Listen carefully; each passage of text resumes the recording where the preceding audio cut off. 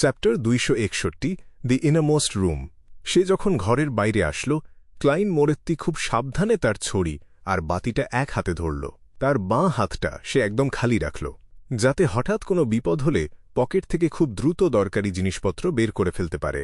তার পকেটের ভেতরে বেশ কিছু চার্ম বা জাদুকরী বস্তু ছিল। সাথে ছিল আজিকের সেই তামার বাঁশিটা আর কয়েকটা ট্যাট কার্ড। রুশাগোর অবশিষ্ট বৈশিষ্ট্য অল ব্ল্যাক আই ছাড়াও তার পকেটে বাঁচার মতো সম্ভাব্য সব রকম উপায়ই রাখা ছিল। ক্লাইন আর মিস বডিগার্ড এক পা পাশে সরতেই বাতির আলো গিয়ে পড়ল পাশের দরজার একটা চিহ্নের ওপর। চিহ্নটা ছিল খুব সাধারণ একটা শিশুর ছবি। শিশুটার চারপাশ ঘিরে ছিল গম, ফুল আর ঝর্ণার পানির ছবি। আর্থ মাদারের পবিত্র চিহ্ন। ক্লাইন বেশ গম্ভীর গলায় বলল, একজন প্রাক্তন নাইটহক হিসেবে অন্য চার্চের চিহ্নগুলো চিনতে পারাটা তার প্রাথমিক দক্ষতার মধ্যেই পড়ত। মিস বডিগার্ড খুব হালকা করে মাথা নাড়ল, যেন ক্লাইনের কথাটা সে সমর্থন করল। এমন একটা থমথমে আর বিদঘুটে পরিবেশের মধ্যে তার কালো রঙের জমকালো গথিক পোশাকটা দেখতে আরও বেশি অদ্ভুত আর ভয়ঙ্কর লাগছিল। বাতির আলোতে তার ফ্যাকাশে মুখটা দেখে মনে হচ্ছিল যেন কোনো এক শোকার্ত প্রেতাত্মা দাঁড়িয়ে আছে। অন্য কোনো অভিযাত্রী যদি এখানে এসে এই দৃশ্যটা দেখত, তাহলে নিশ্চিতভাবেই সে ভয়ে হোঁচট খেতে খেতে দৌড়ে পালাত। দম বন্ধ করে ক্লাইন তার বাঁ হাতটা বাড়িয়ে দিল। সে পাথরের দরজাটা ধাক্কা দিয়ে খুলে ফেলল। তারপর সে তার বাতিটা উঁচুতে তুলে ধরল। সে দেখল যে এই ঘরের নকশাটাও ঠিক আগেরটার মতোই, যেন একটা ছোটখাটো প্রার্থনার ঘর আর একটা বিশাল মূর্তির খুব সুন্দর একটা সংমিশ্রণ। মেঝের ওপর থাকা গমের রঙের ফাঁকা পাথরের টাইলসগুলোর ওপর ক্লাইন বাতির আলো ফেলল। আলোতে তার সামনের 3টে ধাপ স্পষ্ট দেখা গেল। সেই বেদির ওপরে 4 কি 5 মিটার লম্বা সাদা পাথরের একটা ভাস্কর্য দাঁড় করানো ছিল। ভাস্কর্যটা ছিল বেশ নাদুসনুদুস আর সুন্দর দেখতে এক নারীর। তার পায়ের কাছে গমের শীষ গজিয়ে উঠেছিল, আর তার চারপাশে ছিল ঝর্ণার জল। তার গায়ের পোশাকটা দেখে মনে হচ্ছিল যেন বাতাসে উড়ছে, আর সেই পোশাকে নানারকম লতাপাতা আর ফুল খোদাই করা ছিল। সাথে ছিল বিভিন্ন ধরনের প্রাণীর ছবি। নারীটির বুক বেশ উঁচু আর স্ফীত ছিল, আর তার কোলে কাঁথায় মোড়ানো খুব মিষ্টি একটা শিশু ছিল। সে সেখানে বেশ লম্বা আর পবিত্র একটা ভঙ্গিতে দাঁড়িয়েছিল। আমাকে বলো না যে এটাই আর্থ মাদারের মূর্তি, ক্লাইন ঠোঁট উল্টে খুব নিচু গলায় বলল। মিস বডিগার্ড কথাটা স্বীকারও করল না, আবার অস্বীকারও করল না। চারপাশটা ভালো করে পরীক্ষা করার পর তারা দুজন ঘর থেকে বেরিয়ে আসল। তারপর তারা কাছের 3য় দরজাটা খুলল। এই দরজার পেছনে একটা করিডোর ছিল, যেখানে অনায়াসে 4 জন মানুষ পাশাপাশি হাঁটতে পারবে। তাদের সামনের দিকটা ছিল বেশ অন্ধকার আর গভীর। জায়গাটা রহস্য আর অদ্ভুত সব জিনিসে ভরা ছিল। পথটা আসলে কোথায় গিয়ে শেষ হয়েছে সেটা কারো জানা ছিল না। চলো আগে ডান দিকের ওই 4টে দরজার পেছনের অবস্থাটা দেখে নি, ক্লাইন প্রস্তাব দিল। সে হুট করে ভেতরে ঢোকার সাহস পেল না। নিজের কাজের মাধ্যমেই উত্তরটা জানিয়ে মিস বডিগার্ড একটু পেছনের দিকে ভেসে গেল। তারা দুজন একে একে ডান দিকের 4টে পাথরের দরজা খুলে ফেলল। তারা আলাদাভাবে প্রথমে স্টর্ম সেক্রেট এমব্লেম দেখতে পেল। এই চিহ্নটা তৈরি হয়েছিল দমকা হাওয়া আর ঝোড়ো ঢেউয়ের প্রতীক দিয়ে। তারপর তারা দেখল সূর্যের পবিত্র চিহ্ন, যার চারপাশ জুড়ে অনেকগুলো রেখা টানা ছিল। এরপর তারা গড অফ কম্ব্যাটের পবিত্র চিহ্ন দেখল। এটা গোধূলি আর তলোয়ারের মতো দেখতে একটা প্রতীকের সমন্বয়ে তৈরি হয়েছিল। আর সব শেষে তারা নলেজ অ্যান্ড উইজডমের পবিত্র চিহ্ন দেখতে পেল। এই চিহ্নটাকে একটা খোলা বই আর একটা সর্বজ্ঞানী চোখের সাহায্যে তুলে ধরা হয়েছিল। অন্যদিকে সেই ঘরের ভেতর 4 জন দেবতার মূর্তি আছে বলে মনে হচ্ছিল। একজন গম্ভীর চেহারার মাঝবয়সী মানুষ কালো রঙের বর্ম পরে উত্তাল ঢেউয়ের ওপর দাঁড়িয়েছিল। তার চারপাশে বইছিল ঝোড়ো বাতাস। তার পেছনে বিদ্যুৎ চমকাচ্ছিল, আর তার হাতে একটা ত্রিশূল ধরা ছিল। একজন তরুণ সেখানে ধবধবে সাদা রঙের পোশাক পরে দাঁড়িয়েছিল। তার এক হাতে ছিল একটা কাজের হিসাব রাখা বই, আর অন্য হাতে ছিল সূর্যের মতো দেখতে একটা সোনালী গোলক।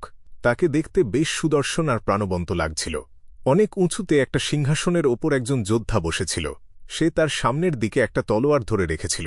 তার মুখটা হেলমেটের আড়ালে ঢাকা পড়েছিল, আর তার পুরো শরীরটা একটা অবর্ণনীয় পছনের অনুভূতি দিয়ে ঘেরা ছিল। সেখানে একজন বয়স্ক মানুষ মাথায় হুড পরে একটা বই আর সেই সর্বজ্ঞানী চোখটা ধরে দাঁড়িয়েছিল। তার কেবল মুখ, চামড়ার ভাঁজ আর লম্বা সাদা দাড়িটাই দেখা যাচ্ছিল।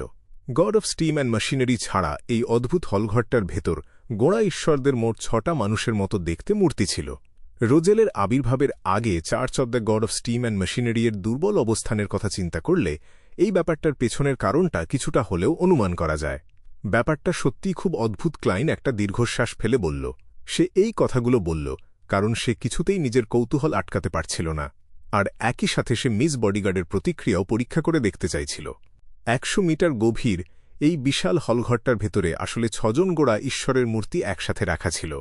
বর্তমান যুগে দাঁড়িয়ে এমন কিছু চিন্তাও করা যায় না। 6 জন আসল ঈশ্বরের চার্চ কিভাবে তাদের ঈশ্বরদের অন্য ঈশ্বরদের সাথে একই জায়গায় থাকার অনুমতি দিতে পারে? এই নিয়মটা কি শুধু চতুর্থ যুগের সময়ই ছিল? আর ওই মানুষের মতো দেখতে মূর্তিগুলোই বা কিসের? যদিও মূর্তিগুলোকে দেখে খুব স্বাভাবিক মনে হচ্ছিল, প্রাইমর্ডিয়াল ডিমনেস আর ট্রু ক্রিয়েটরের মতো অশুভ লাগছিল না, তারপরও এগুলো থেকে কেমন যেন একটা অদ্ভুত অনুভূতি আসছিল। আসলে ঠিক কি এমন ঘটেছিল যার জন্য এই যুগে এসে ওই 6 জন ঈশ্বরের ছবিগুলো এমন বিমূর্ত প্রতীকে পরিণত হল? না, হয়তো সবসময় এমনটাই ছিল। কিন্তু এই জায়গাটার মালিক, যাকে টুডোর পরিবারের কোনো এক অভিজাত সদস্য বলে ধারণা করা হয়, সে হয়তো কোনো বিশেষ কারণে ইচ্ছে করেই এই 6 জন দেবতার মূর্তি বানিয়েছিল। আমার গত জীবনের পড়া একটা উপন্যাসের একটা জিনিসের কথা মনে পড়ে গেল, 6 সোয়েল ব্যানার। মিস বডিগার্ডের উত্তরের অপেক্ষা করতে করতে ক্লাইনের মনটা অন্য চিন্তায় হারিয়ে গেল। মিস বডিগার্ড তার কোনো কথারই উত্তর দিল না, বরং সে খুব স্বাভাবিক গলায় বলল, আর একটা দরজা আছে। ঠিক তাই ক্লাইন হঠাৎ করেই ভয় পেয়ে গেল। তার মতে একেবারে মাঝখানে থাকা দরজাগুলোর সবসময় একটা বিশেষ অর্থ থাকে। হয়তো এটাই এই প্রাচীন ভবনের মূল কেন্দ্র। আর অবশ্যই এর মানে হল এখানকার পরিস্থিতিটা সম্ভবত সবচেয়ে বেশি ভয়ঙ্কর। ওই জায়গাটা নিয়ে তোমার কি মনে হয়? ক্লাইন 2 সেকেন্ড ইতস্তত করে সরাসরি জিজ্ঞেস করল। ধূসর কুয়াশা ব্যবহার করে যে কোনো বাধা দূর করার কোনো উপায় এখন তার কাছে ছিল না। এই অবস্থায় তার মনে হল তার বর্তমান ডিভিনেশন বা ভবিষ্যৎ গণনার ক্ষমতার চেয়ে মিস বডিগার্ডের আধ্যাত্মিক উপলব্ধি আর প্রবৃত্তি অনেক বেশি নির্ভরযোগ্য। সর্বোপরি সে এখন একটা খুব বিশেষ অবস্থায় আছে। তার অবস্থাটা এখন একটা আধ্যাত্মিক সত্তার খুব কাছাকাছি, যার ফলে সে কোনো বাধা ছাড়াই স্পিরিট ওয়ার্ল্ড বা আত্মার জগতের সাথে যোগাযোগ করে নানা রকম ইশারা বুঝতে পারে। মিস বডিগার্ড চোখ বন্ধ করল। কয়েক সেকেন্ড পর সে উত্তর দিল, প্রচণ্ড ভয়ঙ্কর, কিন্তু বিপদটা এখন কিছুটা দমানো অবস্থায় আছে। একবার ভেতরে ঢুকে গেলে কোনো কিছু ধরবে না। দমানো বিপদের মানে কি ভেতরে কোনো কিছু আটকে বা শিল করে রাখা আছে? ক্লাইন মনে মনে যা অনুমান করছিল সেটা ভাবতে ভাবতেই সে আর মিস বডিগার্ড মাঝখানের পাথরের দরজাটার দিকে হেঁটে গেল। তারপর তারা সেই অন্ধকার মেঝের ওপর পা রাখল। বাতির আলোটা যেন একটু ম্লান হয়ে আসল। মনে হচ্ছিল যেন সামনের অন্ধকার দূর করতে তার বেশ কষ্ট হচ্ছে। ক্লাইন তার বাঁ হাতটা পকেটের ভেতরেই রেখেছিল। সে আজিকের তামার বাঁশি আর কয়েকটা জাদুকরি বস্তু শক্ত করে ধরে রেখেছিল। প্রায় 30 পা হাঁটার পর মিস বডিগার্ড হঠাৎ করে দাঁড়িয়ে পড়ল। ক্লাইন তার ডান হাতের বাতিটা ওপরে তুলল। সে দেখল যে সামনের পথটা বড় বড় পাথর আর মাটি দিয়ে বন্ধ করা আছে। পথের বাঁ দিকে আর ডান দিকে প্রধান হলঘরের মতো দেখতে একই আকারের দুটো পাথরের দরজা ছিল। ডান দিকের দরজাটা একটু ফাঁকা ছিল, আর সেই ফাঁকা জায়গাটা কাদা আর পাথরে ভরা ছিল। হয়তো এই প্রাচীন ভবনটা সেই সময় মাটির ওপরেই ছিল, কিন্তু কোনো এক কারণে এটা শেষ পর্যন্ত মাটিতে তলিয়ে গিয়ে ভেঙে পড়েছে। ক্লাইন বিড়বিড় করে বলল, আমাদের সামনে এখন কেবল একটাই পথ খোলা আছে। সে তার কথা শেষ করার আগেই দেখল মিস বডিগার্ড সামনের দিকে ভেসে গেল। তারপর সে সেই বিশাল পাথরের সাথে মিশে গিয়ে একেবারে উধাও হয়ে গেল। ক্লাইনের মুখটা একটু বিকৃত হল। সে বেশ ধৈর্য ধরে অপেক্ষা করতে শুরু করল। কয়েক মিনিট পর মিস বডিগার্ড ডান দিকের কাদা মাটি থেকে বেরিয়ে আসল। তার শরীরে এক ফোঁটা ধুলোবালিও ছিল না। ওদিকটা পুরোপুরি ধসে পড়েছে। সে খুব নীরস গলায় তার সিদ্ধান্তে জানাল। এক মুহূর্তের জন্য ক্লাইনের মুখে কোনো কথা জুগাল না। সে কেবল একটু হাসল। এরপর তারা দুজন একসাথে বাঁ দিকের ওই অর্ধেক খোলা পাথরের দরজাটার দিকে তাকাল। সেখানে খুব সামান্য একটু ফাঁকা জায়গা ছিল। ক্লাইন আরও কাছে এগিয়ে গেল। তারপর সে খুব সাবধানে ওই 3 সেন্টিমিটার ফাঁক দিয়ে উঁকি দিল।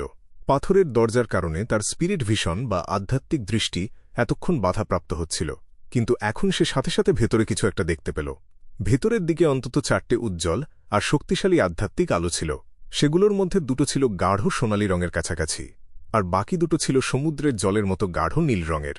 তার স্পিরিট ভিশন ব্যবহার করার পর ক্লাইনের সাধারণ দৃষ্টিতে খুব সংকীর্ণ একটা দৃশ্য ভেসে উঠল। বাতির যে আলোটা ঘরের ভেতরে ঢুকছিল সেটা ভেতরের কালো পাথরের টাইলসগুলোকে আলোকিত করে তুলল। টাইলসগুলোর ওপরে পচা কাপড় চোপড়ে ঢাকা হাড়গোড়ের স্তূপ পড়েছিল, আর সেগুলোর মধ্য থেকেই কয়েকটা গাঢ় সোনালী আর গাঢ় নীল রঙের আলো ঠিকরে বেরোচ্ছিল। জমাট বাঁধা বিয়ন্ডার বৈশিষ্ট্য, নাকি রহস্যময় কোনো জাদুকরী বস্তু? এই চিন্তাগুলো তার মাথায় আসার সাথে সাথেই ক্লাইন তার দৃষ্টিটা ঘরের একদম শেষ প্রান্তের দিকে ঘুরিয়ে নিল। সেই অন্ধকার দেয়াল ঘেঁষে একটা জোড়া দরজা দাঁড়িয়েছিল। রক্তে মাখামাখি একটা জোড়া দরজা। দরজার গায়ে যেন একদম তাজা রক্তের দাগ লেগেছিল। আলোর প্রতিফলনের সাথে সাথে সেগুলো যেন গড়িয়ে গড়িয়ে নিচে পড়ছিল। ক্লাইন চাইছিল মিস বডিগার্ডকে সামনের রাস্তাটা আগে একটু পরখ করে দেখতে বলতে। ঠিক তখনই সে তার হাতে ধরে রাখা আজিকের তামার বাঁশিটার মধ্যে একটা পরিবর্তন অনুভব করল। সাধারণত ঠান্ডা আর স্বাভাবিক থাকা ওই বাঁশিটা হঠাৎ করেই হাড় কাঁপানো ঠান্ডায় পরিণত হল। এটা ছিল মৃত্যুর এক গভীর অনুভূতি। এটা ক্লাইন তার চোখ ছোট করে ফেলল আর নিজের অজান্তেই এক পা পিছিয়ে গেল। তারপর সে খেয়াল করল যে তার ডান হাতের ওপরের অংশটা কেমন অবশ আর চুলকানির মতো হয়ে যাচ্ছে, আর জায়গাটা আস্তে আস্তে ফুলতে শুরু করেছে। একটা দৃশ্য তার মনের মধ্যে বিদ্যুৎ ঝলকের মতো ভেসে উঠল। সে সাথে সাথে বাঁ হাত দিয়ে একটা ট্যাট কার্ড বের করে নিজের হাতের ওপর শক্ত করে টান দিল। তার সেই ক্ষতস্থান থেকে ফিনকি দিয়ে রক্ত বেরোল না, বরং সেখান থেকে বের হয়ে আসলো ছোট্ট কালো কিলবিলে পোকা। ছ্যাঁত করে একটা শব্দ হল। পোকাগুলো যখন মাটিতে পড়ল তখন সেগুলো ধোঁয়ায় পরিণত হয়ে মিলিয়ে যেতে লাগল। পোকাগুলো বাঁচার জন্য বেশ ছটফট করছিল আর একে অপরের সাথে গুটিয়ে যাচ্ছিল, কিন্তু শেষমেশ বাতির আলোর নিচে সেগুলো গলে গিয়ে শেষ হয়ে গেল। কয়েক সেকেন্ড পর ক্লাইনের ক্ষতস্থানের সব ছোট্ট কালো কিলবিলে পোকা অবশেষে বেরিয়ে গেল। সেখানে শুধু টকটকে লাল রঙের তরলটা অবশিষ্ট রইল। সে তার পেশি সংকুচিত করে সেই ছোট ক্ষতস্থানটা নিয়ন্ত্রণে আনল, যার ফলে রক্ত পড়াটা একেবারে বন্ধ হয়ে গেল। মিস বডিগার্ড খুব শান্তভাবে পুরো ব্যাপারটা দেখল। তার সুন্দর ভ্রু দুটো একসাথে কুঁচকে গেল, যেটা তার ক্ষেত্রে সচরাচর দেখা যায় না। ক্লাইন কিছু একটা বলতে যাচ্ছিল, ঠিক তখনই সে টের পেল যে আজিকের তামার বাঁশির সেই হাড় কাঁপানো ঠান্ডা আর মৃত্যুর অনুভূতিটা মোটেও কমেনি। ঠিক একই সময়ে তার নজর গিয়ে পড়ল মিস বডিগার্ডের ছায়ার ওপর। শুরু থেকেই তো তার কোনো ছায়া ছিল না। দৌড়াও! ক্লাইন চিৎকার করে উঠল আর সাথে সাথে হলঘরের দিকে ছুটতে শুরু করল। মিস বডিগার্ডও খুব দ্রুত ওপরে ভেসে উঠল, আর তারা দুজনেই দেখল যে তাদের সামনের বাতির আলোটাকে একটা কালো ছায়া ধীরে ধীরে গিলে খাচ্ছে। Tap tap tap. চারপাশের আলো যখন ক্রমশ ম্লান হয়ে আসছিল, ক্লাইন তখন একটা ঘূর্ণিঝড়ের মতো তার সর্বশক্তি দিয়ে দৌড়াচ্ছিল। Tap tap tap. কালো ছায়াটা আস্তে আস্তে বড় হতে লাগল, তাদের আরও কাছে চলে আসতে লাগল আর অনেক বেশি ঘন হতে শুরু করল। আগুনের আলোটা প্রায় পুরোপুরি ঢেকে যাওয়ার উপক্রম হল, আর সেই মুহূর্তে দরজাটা তখনও কয়েক মিটার দূরে ছিল। ঠিক সেই সময় ক্লাইন নিজের সহজাত প্রবৃত্তি থেকেই সামনের দিকে লাফিয়ে পড়ল। তারপর সে গড়িয়ে গড়িয়ে পাথরের দরজাটা পার হয়ে গেল। বাতির আলোটা হঠাৎ করেই উজ্জ্বল হয়ে উঠল, আর তার মনের ভেতরের সেই অস্বস্তিটাও মুহূর্তের মধ্যে দূর হয়ে গেল। আজিকের তামার বাঁশিটাও তার সেই আগের ঠান্ডা আর শান্ত অবস্থায় ফিরে আসল। মিস বডিগার্ড তার পাশেই ভেসেছিল। সে পেছন ফিরে ওই করিডোরটার দিকে তাকাল, যেটা এখন আবার অন্ধকারে ডুবে গেছে। সে বেশ অনিশ্চিত একটা গলায় বলল, অশুভ আত্মা, অশুভ আত্মা। কথাটা শুনে ক্লাইন প্রায় একটা দীর্ঘশ্বাস টেনে নিল। ভাগ্যিস একজন ক্লাউন হিসেবে সে তার অভিব্যক্তি আর প্রতিক্রিয়া খুব ভালোভাবে নিয়ন্ত্রণ করতে পারত।